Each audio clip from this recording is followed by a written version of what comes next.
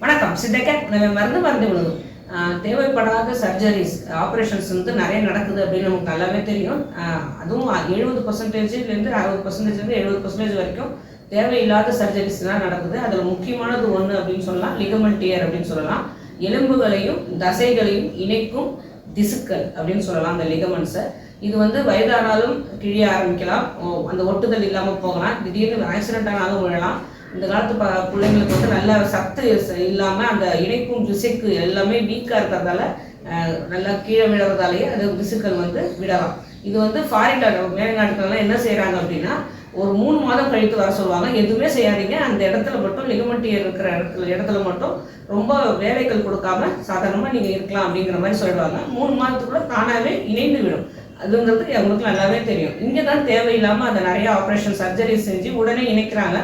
இந்த எலும்புகளோட இணையும் இந்த தசைகள் இந்த திசுக்களை வந்து ஆப்ரேஷன் பண்ணி இணைய வைக்கும் போது அந்த இடம் வந்து சீக்கிரமாக ஒட்டும் அப்படிங்கிறது அவங்களோட நம்பிக்கை. அதே மாதிரி ஒட்டும், ஆனால் ஒரு அன்நேச்சுரலாக அதை வந்து இணைக்கும் போது திரும்பவும் கிழியறதுக்கு பல வாய்ப்புகள் இருக்குது. ஏன்னா ஆப்ரேஷன் தான் பண்ணிட்டோமே அப்படின்னு அவங்க வந்து அது கவனமே இல்லாமல் திரும்பவும் அந்த இடத்த வந்து மேலும் அந்த பழுதடைகிறதுக்கு நிறைய வாய்ப்பு இருக்குது.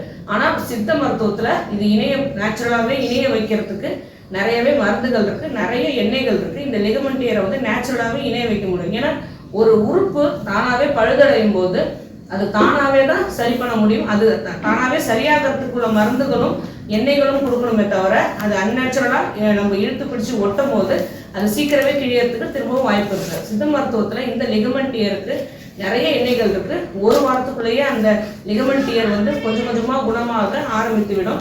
நேச்சுரலாகவே இணையும், திரும்பவும் கிழியறதுக்கு வாய்ப்பு வந்து நிறைய இருக்கவே இருக்காது.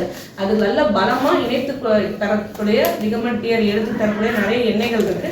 அதுக்கப்புறம் ஃப்யூச்சரில் நிறைய நல்ல பலமான ஆரோக்கியமான உணவுகள் எடுத்துக்கிறதுக்கும் நிறையா ஆலோசனைகள்லாம் கொடுப்பாங்க. ஸோ இந்த லிகமெண்ட் டியர் அடிக்கடி வராது. முக்கியமாக வயதானவங்களுக்கு தான் கீழே விழும்போதும் சரி, வீட்டில் பாத்ரூமில் விழும்போதும் சரி இந்த லிகமெண்ட் டியர் விழறதுக்கு வாய்ப்பு இருக்குது. இப்போ குழந்தைங்க வந்து நிறைய ஸ்போர்ட்ஸ் விளையாடுறதாலையும் நிறைய வெஹிக்கல்ஸ் ரொம்ப யூஸ் பண்ணுறதாலையும் அடிக்கடி இந்த லிகமெண்ட் டியர் நடக்குது.